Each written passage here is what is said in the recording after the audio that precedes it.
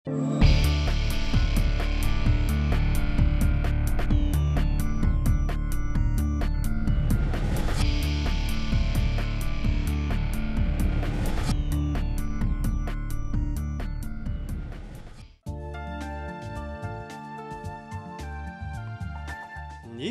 иргэдийн төлөөлөгчдийн хурлын төлөөлөгч. Иргэн нь та баялаг сангийн тэргүүн одон туяа. 50 гаруй төрийн бус байгууллагатай хамтран залуусын төлөө заа гэж хэлий урьяан дор төсөл хөтөлбөр хэрэгжүүлж эхлээд байна. Энэ төслийн хүрээнд залуустад чиглэсэн олон асуудлыг шийдвэрлэх бөгөөд энэ удаад төрийн бодлогыг залуусын хүмүүжлэлд сэдвт анх тугарч уулзалтыг зохион байгуулсан юм. Өнөөдөр их орны ирээдүй болсон залуусын хүмүүжлэлд анхаарах цаг хэдийн болсныг энэ зөвлөгөө харуулж байсан юм.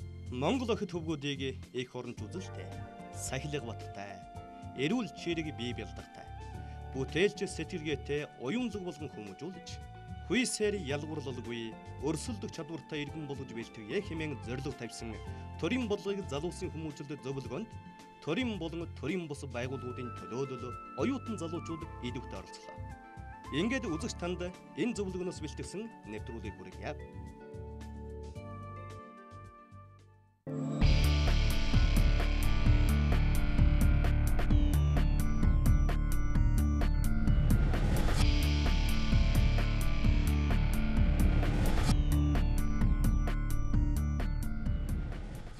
Өнөөдөр Монголд эрүүл хүн алга байна. Өнөөдөр алтан аймаг эхнэр бүрийн чихэнд байхад эрүүл хүн энэ алтнаас ховор болчих. Энэ бол бидний бас л хүний буруу хөгжил, зан төлөвшлийн буруу биеэ зөв авч явах байдал, эрүүл зөв хооллолт, амьдралаа зөв авч явах ухаан энэ бүхнээс бол өнөөдөр Монгол улсад эрүүл хүн бас ховор байна.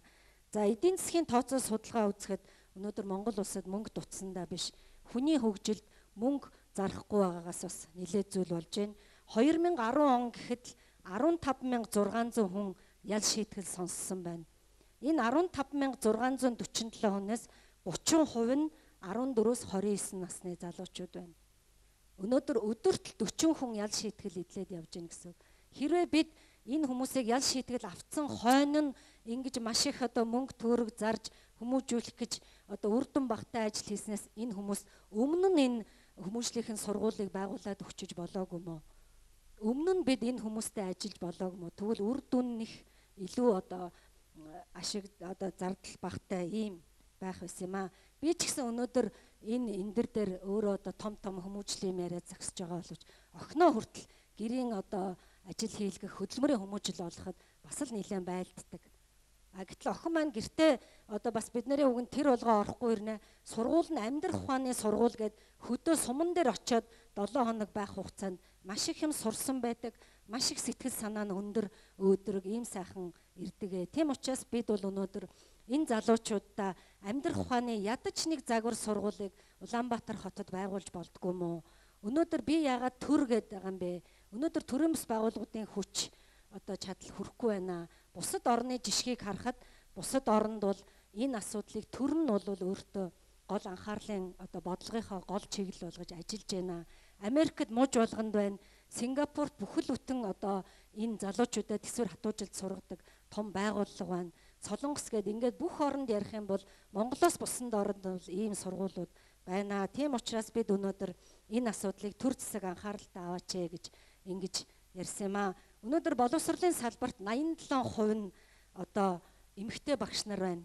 Тийм учраас өнөөдөр залуучууд багшаасаа, даргаасаа ахмад хүнээс хатуу үг сонсож сураагүй байна. Өнөөдөр цэргийн албанд явах нь ховордсон байна. Өнөөдөр энэ хүмүүс цэргийн албанд явахгүйгаас хатуу чанд сахилга бат гэдэг зүйлийг үнэхээр мартсан байна. За хөдөө орон нутгаас олон зуугаараа залуучууд ирж байна. Гэрээсээ хол, эцэг эхээсээ хол. Өнөөдөр маш олон залуучууд эцгүүд нь өмнө говь явж ажил хийхээр явж байна. Солонгос явж байна. Эцгийн хатуу гар, эцгийн хатуу сургаал гэдэг юм өнөөдөр залуучууд маань бас дутагдж байна. Энэ төрийн хавтгаарсан халамжийн бодлого нь өнөөдөр залуучуудыг дээд зэргийн залхуу болгож байна. Тэгэхээр энэ бүх зүйл бид өнөөдөр өөрсдөө л буруутгах ёстой. Бид яагаад өнөөдөр заавал төрийн бодлого байх ёстой? Төр энэ дээр мөнгө гаргаач гэдэг юм бахэр болцоотой айлын хүүхдүүд нь өөрсдөө гадаадад яваад төлөвшөж гин, гадаадад яваад хүмүүжж гин. Болцоотой айлын хүүхдүүд нь өнөөдөр хотод янз бүрийн төрийн бас байгууллагуудын төлбөртэй сургалтанд сурж гин. Гэтэл тэр болцоогүй байгаа, ядуу байгаа тэр эмзэг бүлгийн хэсгүүд өнөөдөр энэ сургалтанд заавал хамрагдах ёстой. Бид өнөөдөр үнэхээр төртөөгөө хамтраад энэ асуудлыг нэг яралтай эхлэе гэдгийг л хүлээн зөвшөөрөх нь өнөөдрийн одоо зөвлөгөөний хамгийн гол ач холбогдол гэж бид үзэж байна. Бид өнөөдөр гадаадаас бүх юмыг авч чадна. Импортоор авч чадна, зээлээр авч чадна. Хамгийн гол нь эх оронч үзэлтэй энэ Монгол залуучуудаа бид өнөөдөр гадаадаас импортоор авах боломжгүй. Бид энийгээ өөрсдийнхөө гараар, өөрсдийнхөө хүмүүжлэр энэ залуусаа хүмүүжүүлэх ёстой. Ингээд өнөөдөр бид одоо залуучуудынхаа төлөө төр бид заа гэж хэлэх юм бол тэд маань ирээдүйд эх орныхоо төлөө заа гэж хэлэх болно. Даяаршлын 100 тусгаар тогтнолын баталгаа болсон өрсөлдөх чадвартай хооч үе хамтдаа бэлтгэе. Төрийн бодлого болгон гар таталгүй санхүүжүүлээ. Бүх нийтээрээ хилэлцээ. Эхний алхам болгож нийслэлд вакуумчсан орчинд амьдралд сургах нэг сайн загвар сургуулийг байгуулъя. Нэгэнтээ суур боловсрал эзэмссэн охид хөвгүүдийг амьдрах ухааны сургалтанд хамруулж богино хугацаанд эрчимтэй сургаж чадвал монголчуудын бас нэгэн бахархал болно. Чинээлэг нийгмийг цогцлоох хариуцлагатай хүчирхэг хувь хүмүүс монгол залуус байхын төлөө бид үүнийг эхэлье. Та бүхнийг Монголын залуу үеийг шинээр бүтээх үйл ажилд оролцож дэмжихийг уриалж байна. Инхүү төрийн бодлогыг залуусын хүмүүжилд зөвлөгөөнд нэгдэхийг ерөнхийлөгч улсын их хурлын гишүүд, засгийн газрын гишүүд, төрийн бодлого боловсруулах чиглэлийн ажилтнууд, эрдэмтэн судлаачид, багш сурган хүмүүжүүлэгч, ард иргэдэн уриалж байна. Нийслэлийн иргэдийн төлөөлөгчдийн хурлын төлөөлөгч Иргэн та баялаг сангийн тэргүүн одон туяагийн хувьд залуусын төлөө заа гэж хэлий уриалгын хамгийн ихний томоохон нэн төрөний ажил бол залуу сан амьдралд бэлтгэх зориулж нийслэлд амьдрах ухаан хүмүүжлийн загвар сургууль байгуулах явдлаа хэмээн үзэж байна. Оюу толгой 5 толгойн төслүүд өрөөгөө жон өгч Монгол улс эрдэс баялагтан тулгуурлан өсрөнгүй хөгжих төлөв хүрлээ гэсэн хүлээлт манай нийгэмд болон гадаад ертөнцид байна. Энэ авраг мөрөөдлийн өгөөжөөс 1% эх орны ирээдүйг авч явах залуу үеийн чадваржуулах, амьдралд бэлтгэх зарцуулъя хэмээн Иргэн та баялаг сангийн тэргүүн одон туяа уриалж байна.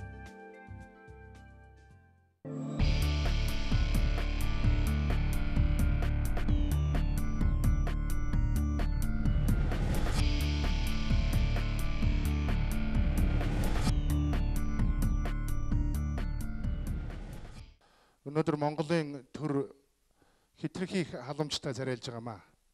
Энэ халамж чинь та нарыг залхуу болгоно. Бүх юм чинь бэлэн байвал чи хүн биш адуус болно. Баячуудын болоод эхчүүдийн гэрээс балмад залхуу хүүхэд төрдөг юм. Багалзуурны мах булчирхай ихтэй байдаг хойно байгальтыг зогтсуулсан байлгүй гэж хойном хэлсэн байдаг л да. Хит цэцрэх ихчид хүний хөдөлгөөнийг одоо их боодог. Залуучууд юу юм? Дандан голдог. Нэг нусгай хүүхдүүд юу юм? Үгүй. Тэдэнд боломжийг олгоод хариуцлагын өөрт нь үүрүүлээд дээрээс нь ахын зангараг, аавын зангараг игчийн харьцаагаар харьцаад өгөх юм бол залуучууд хаашаач буруу явахгүй. Бити бас залуу хүнийг, бити гол залуу хүнийг харин хийж чадахгүй байвал хэлж сур. Чи чадахгүй байна, чимүү байна, залхуу байна, хойрог байна, унтаахаа байна гэдгийг газар дээр нь хэлээл орхих. Өнөөдөр боловсролын яам бол зөвхөн одоо боловсрол хүүхдийн асуудлыг дангаар шийдэж чадахгүй. Зөндөө олон асуудал байна. Хүүхдийн сурлагын асуудал байна. Ихтэй сургуулийн асуудал байна. Сургалтын чанар гэл боловсролын яам 70 хүн ажилтдаг. Нийт улсын хэмжээний энэ боловсрол олгох, хүмүүжил олгох тэр бүгдийг энэ 70 хүн шийдэж чадахгүй. Энэ үнийг бид бүгдээрээ оролцож шийднэ. Хүүхэд хэрэгт орох юм бол боловсролын яам юу хийж гин гэдгийг, шалгалтанд унах юм бол боловсролын яам юу хийж гин гэдгийг. Гэтэл тэр хүүхэд төрсөн гэр бүл байна, өсгсөн гэр байна, эцэг их байна. Тэгэхээр энэ хариуцлагыг бид нар бүгдээрээ хамтдаа ярьж иж, энэ өөрчлөлт шинжилгээг бид нар хамтдаа ярьж ижил энэ асуудлыг шийдэж чаднаа. Хүүхдийн хүмүүжлийн асуудлыг бид нар одоос 2 жилийн өмнөөс их хурц яригдлаа.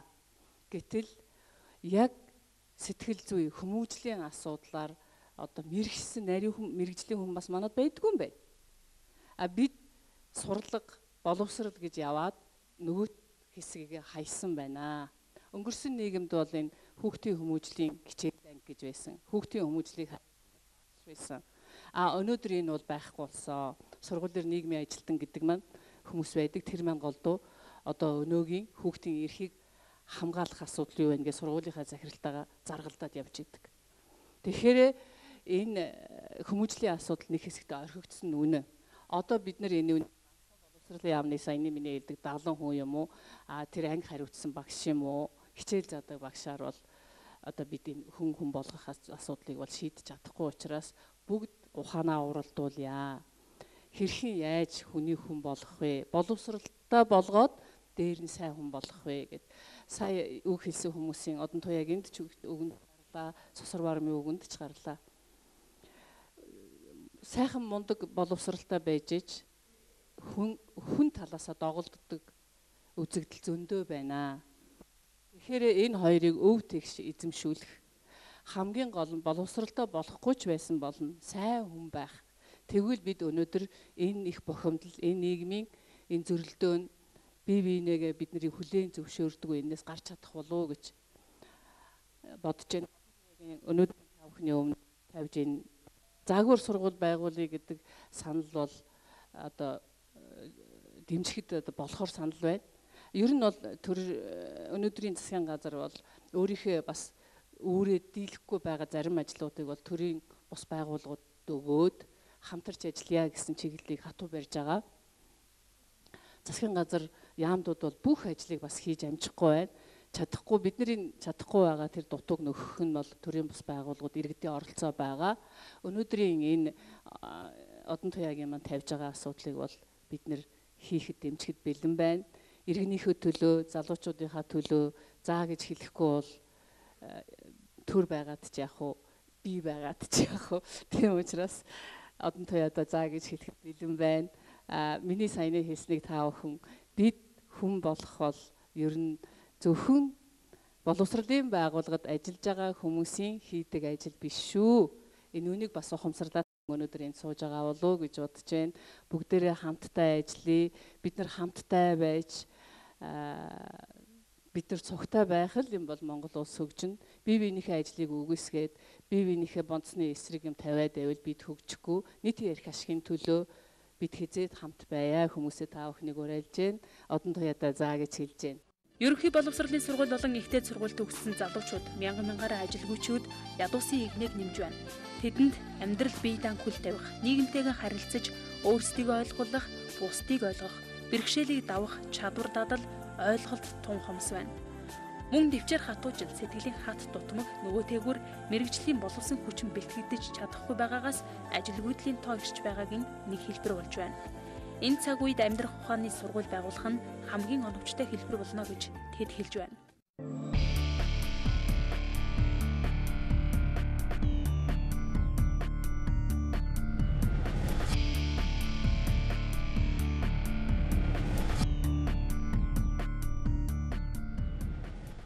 Хүүхдүүд маань яагаад гэмт хэрэг зөрчилд холбогдоод байна гэхээр өөрсдөө бол биднэрт бол одоо чөлөө цагаа зөв боловсон өнгөрүүлэх газар орон байдгүй гэдэг. Одоо бид нар чөлөө цагаа бол интернет цахим тоглоомын газрууд чөлөө цагаа өнгөрүүлж байна. Бид нар бол бааранд арх судрал ундаа уухын тулд ордгоо зөвхөн бүжиглэхийн тулд одоо чөлөө цагаа өнгөрүүлэхийн тулд бааранд ордог гэдэг. За зарим нэг тохиолдолд мэдээж хүүхдүүд маань бас арх судрал ундаа хэрэглэхгүйгээр бааранд бүжиглэх явдлууд бол байдаг. Гэхдээ 1-2 удаа ингэж яваад одоо дараагийн үеэс эхлээд бас тодорхой хэмжээгээр бага хэмжээгээр одоо арх судрал ундаа хэрэглэх тэгээд бусдад уруу татагдаад мансууруулах бодис хэрэглэх ийм асуудлууд гарснаас болж өөртөө гэмт хэргийн хохирогч болох мөн холбогдогч болох ийм явдлууд гардаг.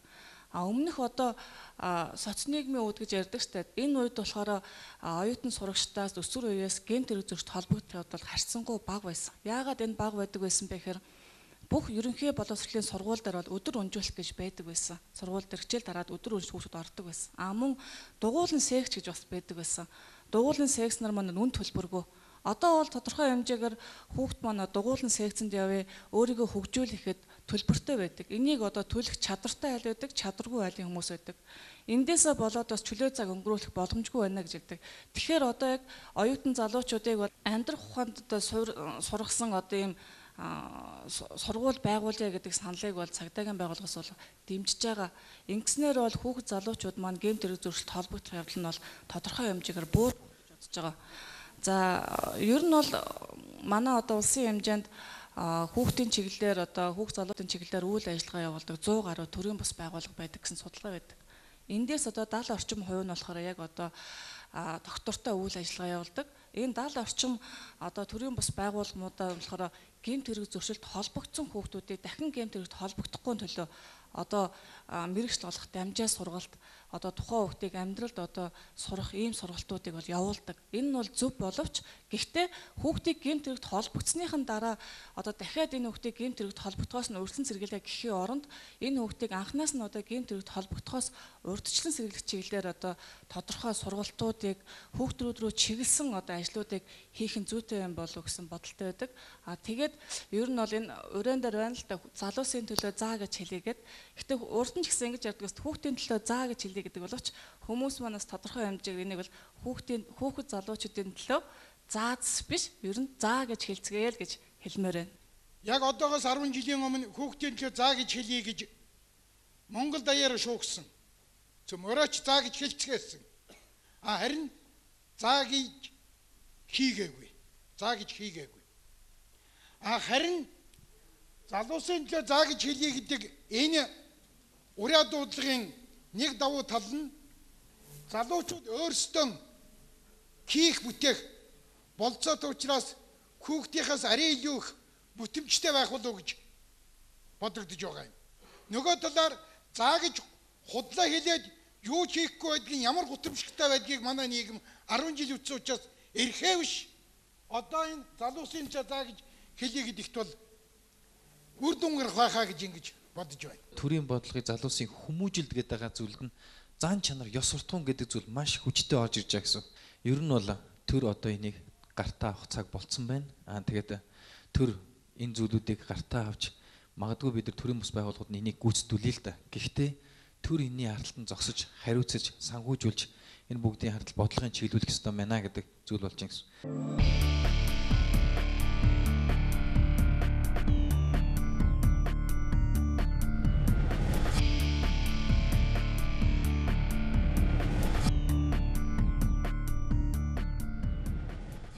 Гадаадын аль ч оронд хүүхдэд зөв хүмүүжүүлэх, нас бие, сэтгэвхэн онцлог нийцүүлэн хөгжүүлэх нь эцэг эхчүүдийн төдийгүй Монгол төрийн гол бодлого болдог.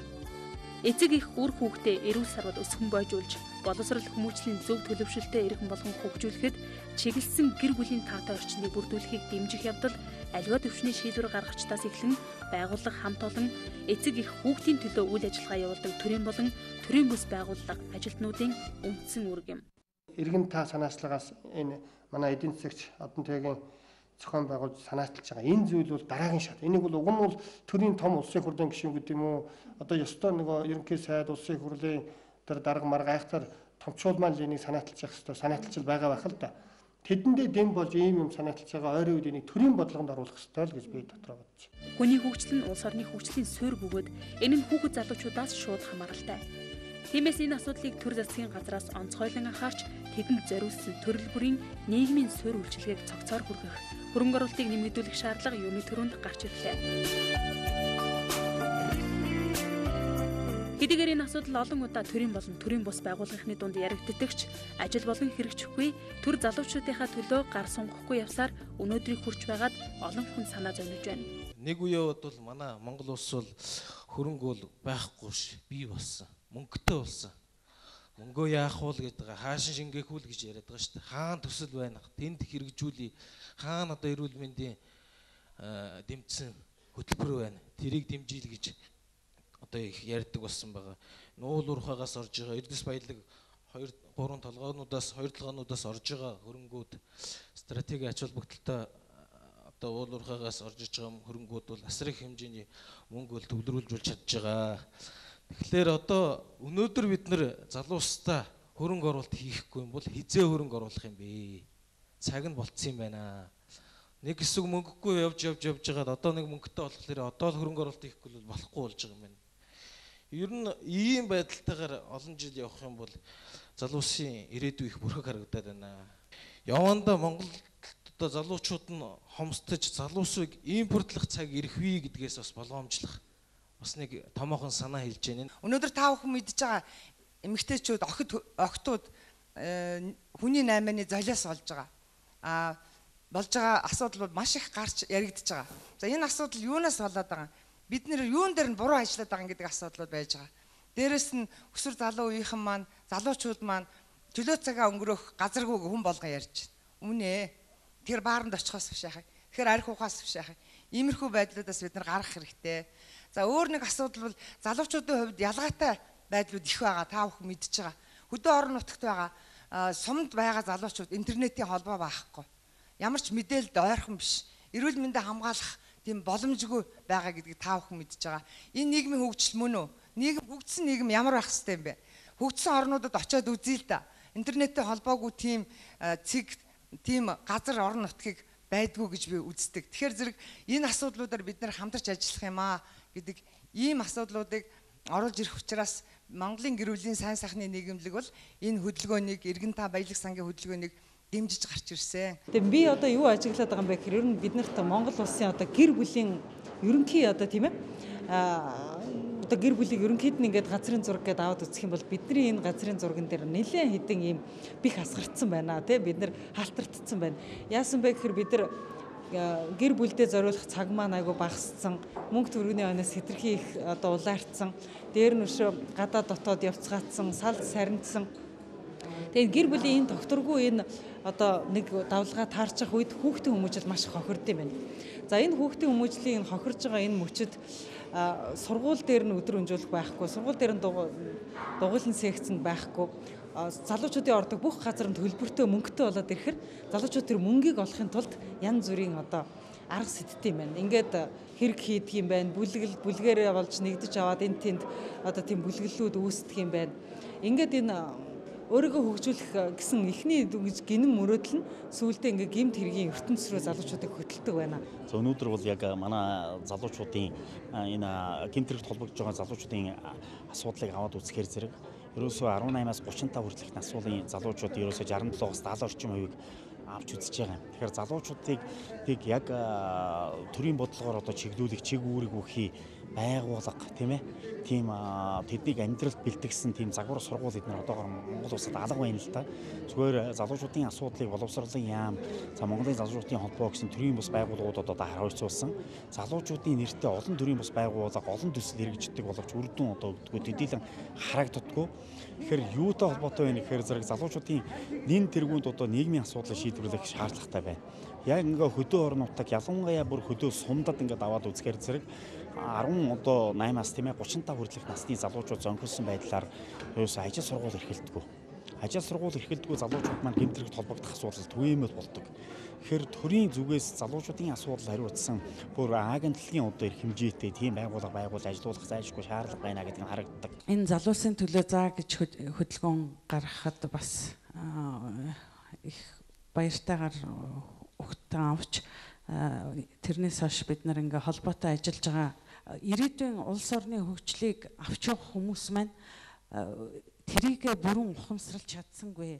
Хүн болгон амжиргаагаа хөөгөөд ардчлалаар олдсон эрх чөлөөгөө эдлээд гадаад паспортаа өөрчлөөд амжиргаагаа ахиулах гээд яваад өгсөн. Энэ юуг харуулад байна вэ гэхээр Монгол хүн бол ийм мундаг одоо залуучуудын ярьдгаар хоншортой хүмүүс байдаг байхгүй юу? Хэрвээ тэднэрт боломжийг олоод өгөх юм бол өмнөд Африкт хүртэл очсон явсан тийм ээ.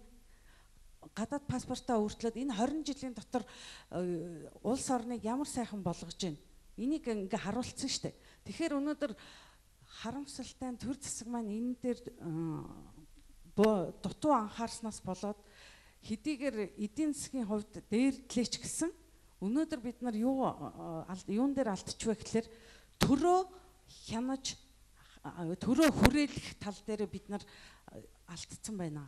Залуучууд бол эцэс та нар өөрсдийнхөө хувь зайны эзэн шүү тийм ээ. Эх орны эзэн юм шүү гэдгийг ухамсарлаад энэ ажилд бүгдээрээ итүүхийлэн оролцоцгоё. Тэгэд энэ Чингис хааны бас нэг сайхан зарлиг байна л да. Улс Монголын үрс хоочис эзэн ёсоор ирмэлзэн хичээвэл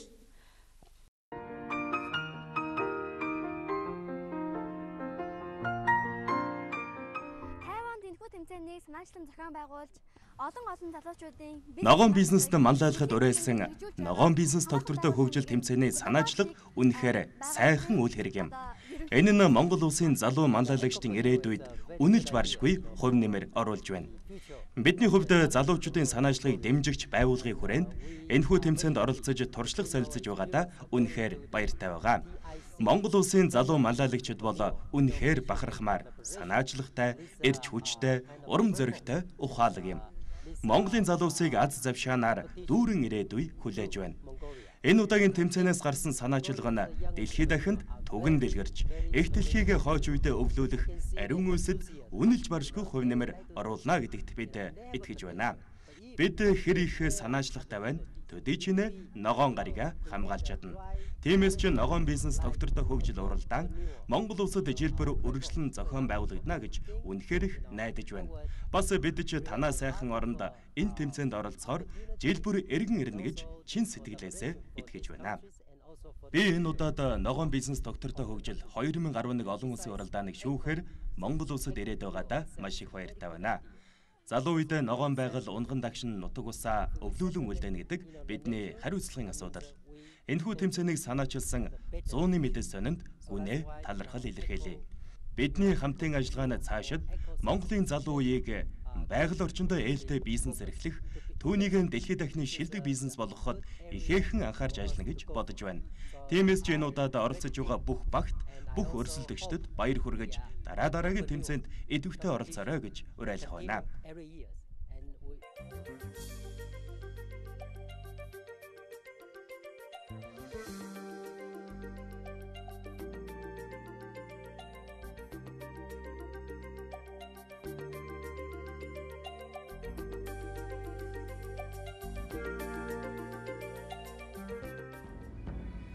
Шалгаруулалт маань Монголын үндэсний худалдаа аж үйлдвэрийн танхимд болсон юм. Шалгаруулалтаасаа гадна тэмцээний бүхий л үйл ажиллагааг зохион байгуулахад өндөр ач холбогдол өгч Монголын үндэсний хөгжлийн хүчийг залуусаасаа эхэлж буй үндэсний худалдаа аж үйлдвэрийн танхимын хамт олонд гүн талархснаа дахин илэрхийлье. Тэмцээний шалгаруулалт англи хэл дээр явагдсан бөгөөд төсөл бүрийг шүүгч нарт оролцогчид өөрсдөө англиар хүргэх үргийг хүлээж байсан юм. Олон улсын тэмцээн гэдэг нэр нь өөрөө гадаад хэлээр тухайн илтгэл төслөө танилцуулахаас эхэлдгээс тэр Монгол улсаас оролцсон багууд англи хэлээр төслөө танилцуулахад төвөггүй ярьж байсан нь нутаг нэг залуусаараа бахархах сэтгэлийг ирэхгүй төрүүлж байсан юм. 5 өдрийн турш инээж хөгжилдөж нөхөлсөний эцэст өрсөлдөгчд болж илтгэл тавхилжээ хүлээн зогсох Монгол гадаад залуусаас аргагүй л эрч хүч урам зориг мэдэгдэж байсан юм. Шүүгчид баг бүрийн илтгэлд тавих шалгуураа идэвх санаачлаг, байгаль дэлхийн бизнесийн онцлог, бусдаас ялгарх ялгаа гэд олон зүйлийг авч үзсэн. Би юуны өмнө энэ арга хэмжээнд ач холбогдол өгч хүрэлцэж ирсэн дэлхийн олон улс орнуудын залуучууд төлөөлөгч та бүхэн энэ арга хэмжээг Монголдо хийх талаар санаачлаг гаргасан Монголын 100-ны мэдээ сонин энтерпренерчүүдийн холбоо санхүүгийн дэмжлэг үзүүлсэн ажина корпорац оюун толгой компани хамт олон манай сангийн яамны өдөр хамт олонд Монгол улсын засгийн газрын нэрээр талархал илэрхийлж байна. Мөн энэ шилдэг төсөл шалгаруулах ажлыг амжилттай сайн зохион байгуулсан шүүгчдтэй талархал илэрхийлж байна. Энэ арга хэмжээ бол Монгол орныг дэлхийн залуучуудад бас хилчлэхэд ихээхэн чухал ийм арга хэмжээ боллоо гэж бид өгнөж үзэж байгаа.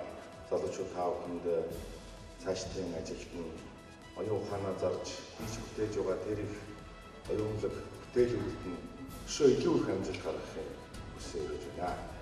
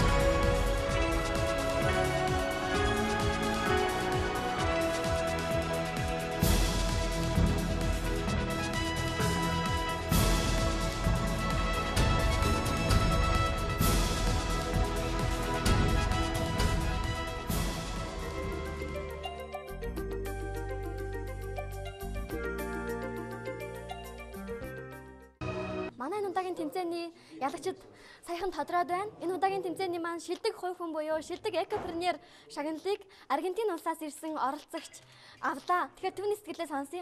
Please share your expression of this organization and this prize. Well, I'm very surprised for the award. I want to thank all the Би доктортой хөгжлийг бий болгох зорилгоор эко бүтээгдэхүүнүүдийг олон нийтэд хүргэхийн тулд ажилладаг.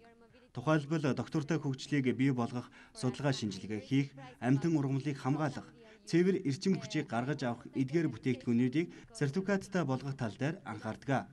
Тиймээс энэ чиглэлээр ажилладаг бүх хүнд манай сайт нээлттэй шүү гэдгийг Монголын эко залуустаач бас хэлмээр байна. kindly as you, but we have many nice people too.